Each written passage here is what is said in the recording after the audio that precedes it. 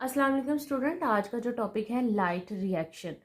Light reaction का दूसरा नाम है जी स्कीम। इसे लाइट रिएक्शन क्यों बोला जाता है और जी स्कीम क्यों बोला जाता है, इस बारे में अभी हम बात करते हैं। सबसे पहले आपको रिकॉल करवाऊं कि लाइट रिएक्शन एक्चुअली है क्या। आपने फोटोसिंथेसिस का अमल पढ़ा होगा बच्चों। फोटोसिंथेसिस क्या है? पौधों में खुराक का बनना। फोटोसिंथेसिस के अमल में क्या होता है? पौधों में खुराक का बनना। तो फोटोसिंथेसिस एक्चुअली दो स्टेप में होता है, जिसमें एक लाइट रिएक्शन और एक डार्क रिएक्शन है। इन दो स्टेप में फोटोसिंथेसिस का अमल जो है वो कंप्लीट होता है। फर्स्ट ऑफ ऑल हम देखें कि लाइट रिएक्शन जो है ये एक्चुअली क्या है। ऐसा रिएक्शन जो लाइट की मौजूदगी में हो, ऐसा रिएक्शन जो लाइट की मौजूदगी में हो, लाइट रिएक्शन कहलाता है। और इसी का दूसरा नाम जी स्कीम है। जी स्कीम इसको क्यों बोला जाता है कि इसका जो रिएक्शन है वो जी की शेप में चल रहा होता है, इसलिए इसे जी स्कीम बोला जाता है। बाज़ औक़ात पेपर में बोला जाता है write a note on G scheme, तो बच्चों को पता ही नहीं होता कि जी स्कीम क्या है। तो जी स्कीम एक्चुअली क्या है? लाइट रिएक्शन ही है। ठीक है, इतना आपको क्लियर हो गया।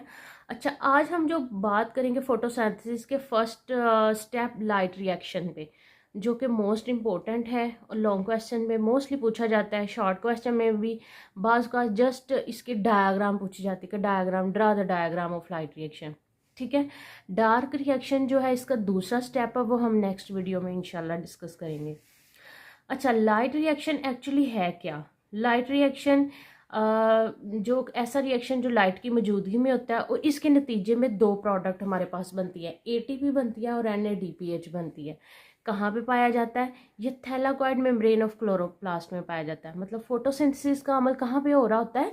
क्लोरोप्लास्ट पे होता है। सेल में मौजूद जो क्लोरोप्लास्ट है वहाँ पे मौजूद जो ग्रेना यहाँ पे पड़े होते हैं, उसकी जो थैलाकॉइड मेम्ब्रेन है ये ग्रीन पार्ट की होती है। इसके अंदर क्लोरोफिल पिगमेंट मौजूद होते हैं। अभी हमने पिछली जो वीडियो है उसमें फोटोसिंथेसिस क्लोरोप्लास्ट का अमल बताया भी हुआ है, आप उसको भी जाके देख सकते हैं।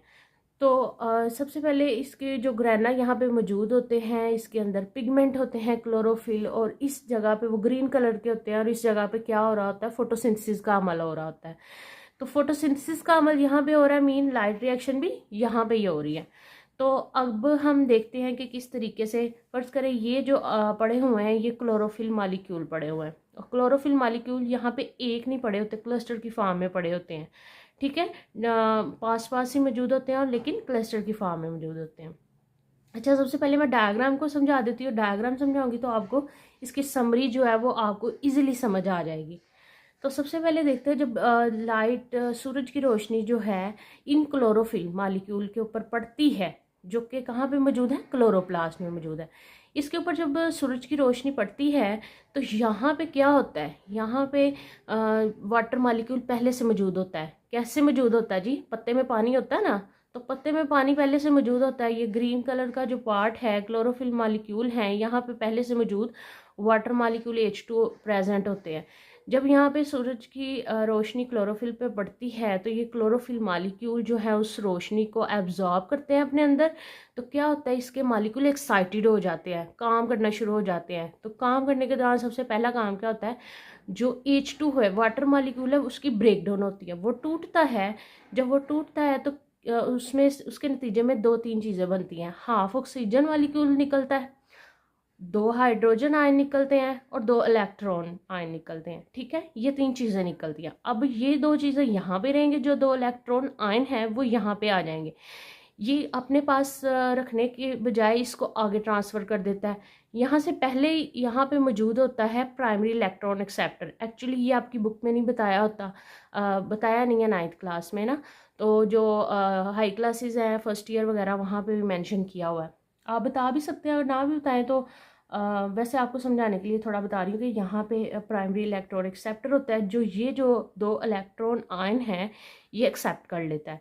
जब ये एक्सेप्ट कर लेता है तो ये अपने पास ही रखता है, इसको आगे ट्रांसफ़र कर देता है। यहाँ पे पहले से मौजूद क्लस्टर फॉर्म में क्लोरोफिल मॉलिक्यूल मौजूद होते हैं, ये उसको भेज देता है। अब उसको भेजने के लिए भी उसको कोई चाहिए, जैसे मैं यहाँ पे बैठी हूँ, कोई चीज़ किसी को मैंने भेजनी है, तो खुद नहीं मैं यहाँ पे हूँ, भेजने के लिए मुझे कोई बंदा चाहिए ना।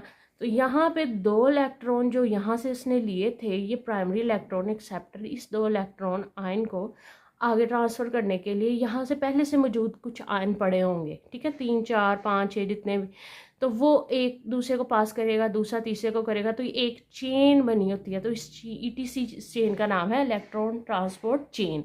ठीक है, इस चेन के ज़रिए ये आगे ट्रांसफ़र हो जाता है, जो इलेक्ट्रॉन है यहाँ पे आ जाते हैं।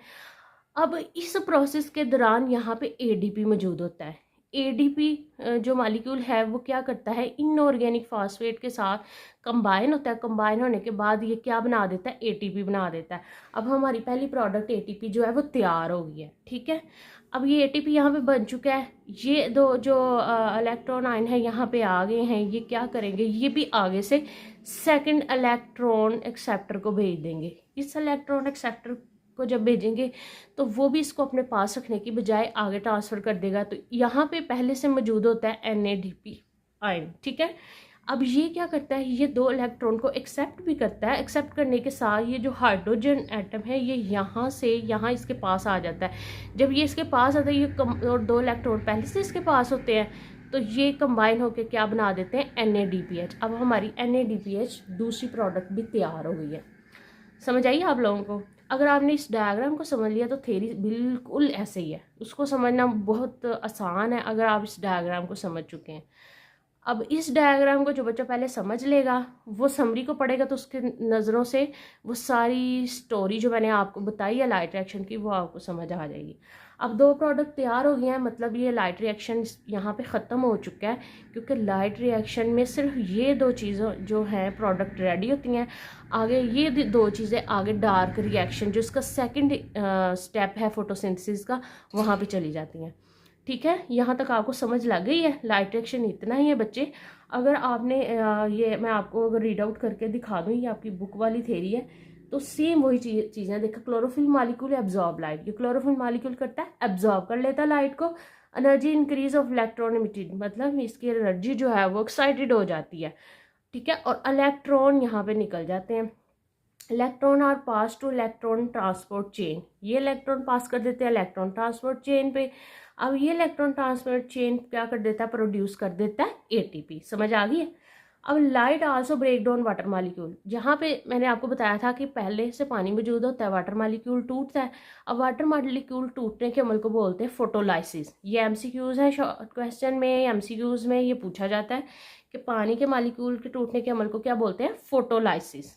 ठीक है, lysis mean break down, photo mean जो फोटोन है जो टूट रहे हैं लाइट की मौजूदगी में। आपको समझ आ गई होगी। इसके अलावा light also break down water molecule, oxygen release, hydrogen atom give electron to chlorophyll become ion, मतलब इसके नतीजे में ये तीन चीज़ें बन रही हैं। फिर चौथे स्टेप में वो क्या बता रहा है, electron of chlorophyll after the production of ATP the hydrogen ion of water are use for the reduction of, मतलब यहाँ पे जो क्लोरोफिल मॉलिक्यूल है ये क्या होता है, ATP बनने के बाद यहाँ पे पहुँच जाता है NADP के पास, और हाइड्रोजन एटम लेके क्या बना देता है, NADPH। ये चार स्टेप जो है 9th क्लास में बताए हुए हैं।